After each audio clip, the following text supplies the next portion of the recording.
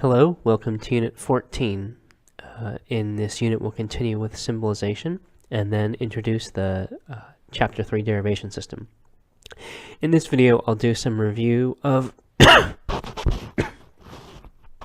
some of the material from the previous unit. In the next video, I'll extend some of the symbolization material we've talked about to some slightly new symbolization topics, and then in the remaining videos, I'll be discussing the derivation system.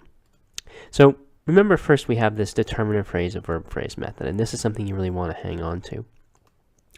So you want to find the determinant phrases and the verb phrases. And remember that a determinant phrase is a determinant word plus a noun phrase. So a noun phrase is either a noun like mammal, or something that's built out of that, like hungry mammal, or mammal that likes to eat, or whatever. And then the determiner word is a word that tells us how many, and in our case it's going to be words like every and each and some and no and all. So there's that determiner word hooks on to a noun phrase and forms a determiner phrase, and then to form a sentence it attaches to a verb phrase. And a verb phrase is either a verb like runs, or something built out of a verb like runs or jumps, or runs quickly.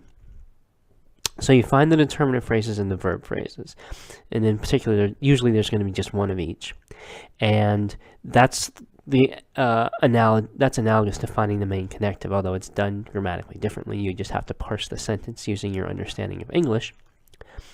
And in the determinant word, you'll find the quantity word and the noun phrase that make it up.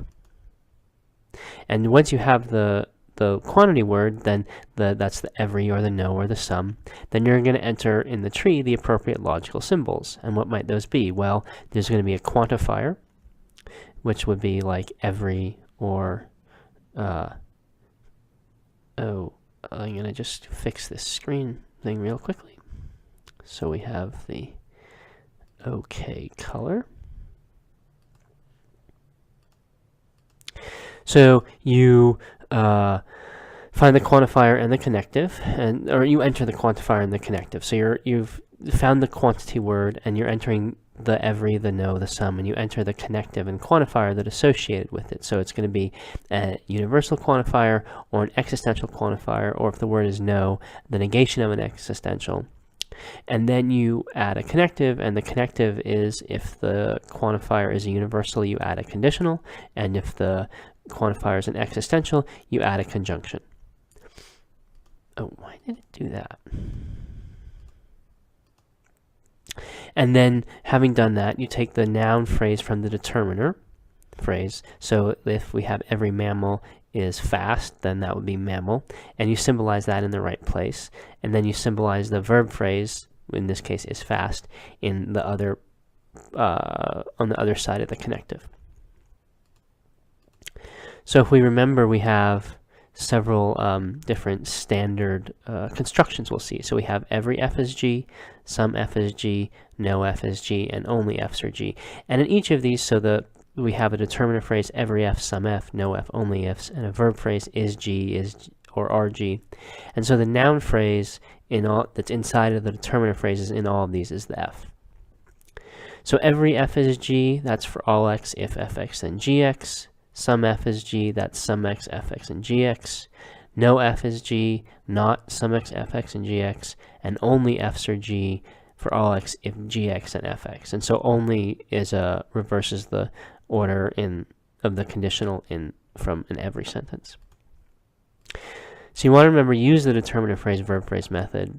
And we don't want quantifier overlay. Quantifier overlay, remember, is where one quantifier is within the scope of another. We don't want that in our symbolizations.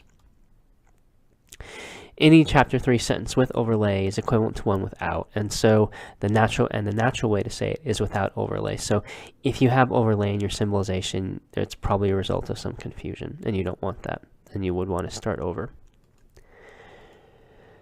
All quantifiers basically should be restricted. Restricted means that they have the appropriate connective, so universal, conditional, existential conjunction, and this is whatever determiner word in the English got you that quantifier, so maybe it's you are symbolizing no f is g, so you have negation existential. But it doesn't matter where the existential came from. Once you have an existential, you put in a conjunction. The program will put these in for you if you do the rest univ and rest exist in the drop-down menu instead of just plain universal or existential. In cases where we have sentences like everything is good, where we have a dumbing down like thing, then you don't want a restricted quantifier. You would have a quantifier directly above an atomic sentence. And all variables should be within the scope of a quantifier, and they should match the quantified variable. So those are the things you need to pay attention to. And you also want to remember that sometimes the main connective of a sentence will be a sentential connective, like a chapter 2, an if-then, or an or something like that. And if I say, if every mammal flies, then every mammal is happy, that's an if-then sentence. It's if one thing, every mammal flies, then another thing, so if-then. So you need to pay attention to that as well.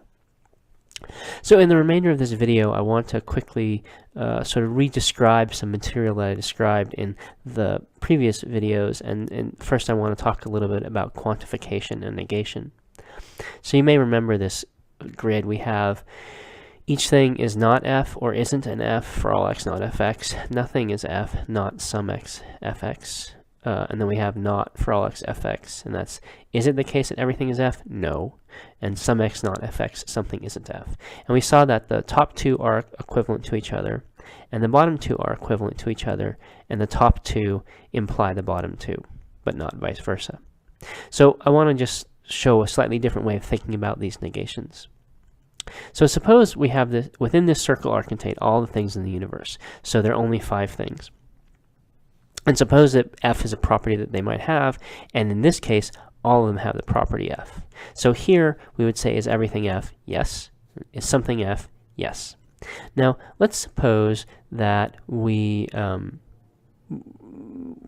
consider a different universe where a bunch of the things now, those 4 of them without f are now un-f. They don't have the property f. And now let's look at these 4 negation sentences. We have some x not fx, not for all x fx, not some x fx, and for all x not fx.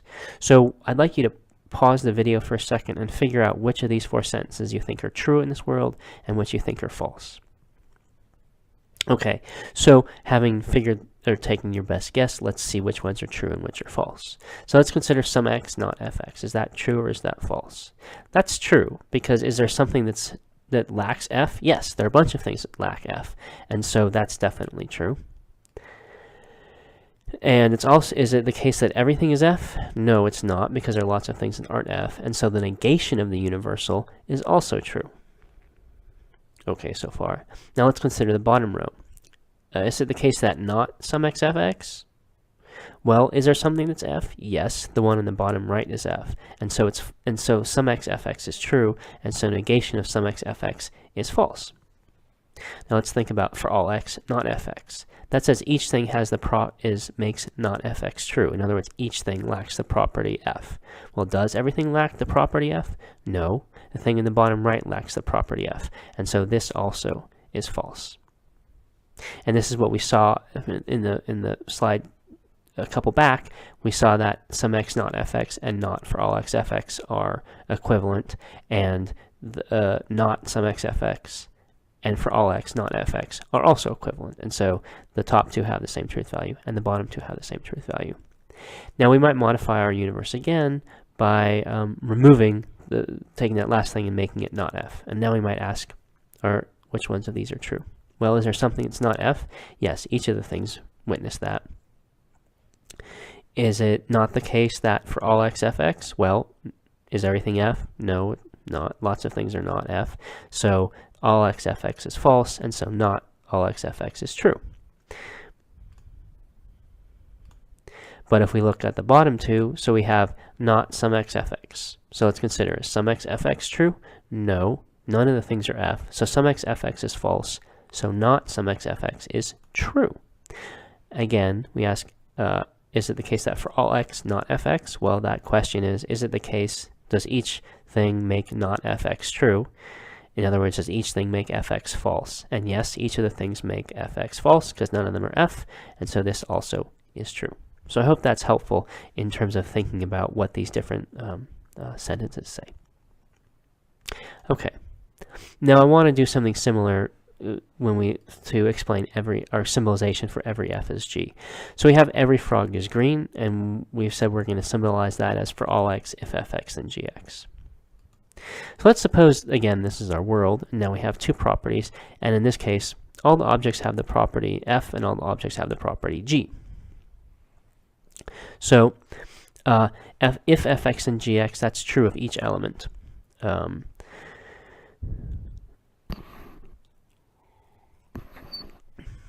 Why? Well, because each gx is true of each element, and if the consequent of a conditional is true, the conditional is true. So if fx and gx is true of each element, and so for all x, if fx and gx is true. Okay, and that's what we want, right? If this is the world, then everything is a frog and everything is green, and so all frogs are green. No problem.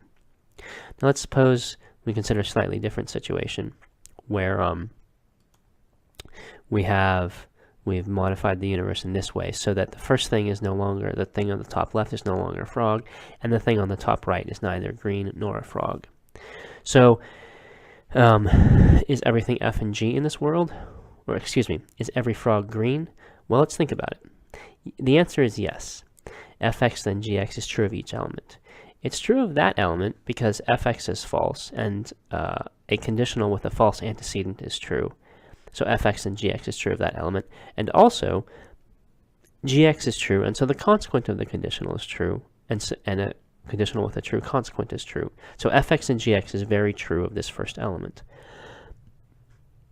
It's also true of this element, in this case only because fx is false. Fx is false, the antecedent of the conditional is false, and conditional with a false antecedent is true, so fx and gx is true of the second thing. Here, of course, fx and gx is true because gx is true in each of those cases. So fx and gx is true of each element, and so for all x if fx and gx is true. And so far we're getting the results that we want because, again, in this situation, every frog is green. Note, by the way... Whoops! So, note by the way that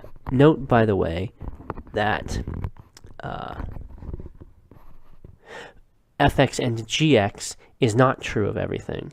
Fx and gx is false of the top right thing because it has neither f nor g, and fx and gx is also true of the top left thing because it has neither f nor g. And that shows us that for all x, fx and gx is not a good symbolization of every frog is green. So far we've looked at two situations where for all x if fx and gx has been true, and every frog is green has been true, and so far so good. So let's consider another situation.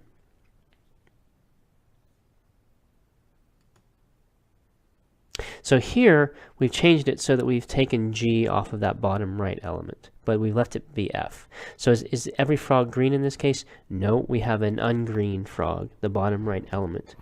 And fx and gx is also false of this element.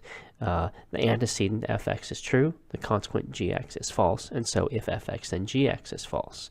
And so for all x, if fx then gx is false. So again, we get the desired result. On the one hand, is every frog green? No, that's false because of this bottom right element.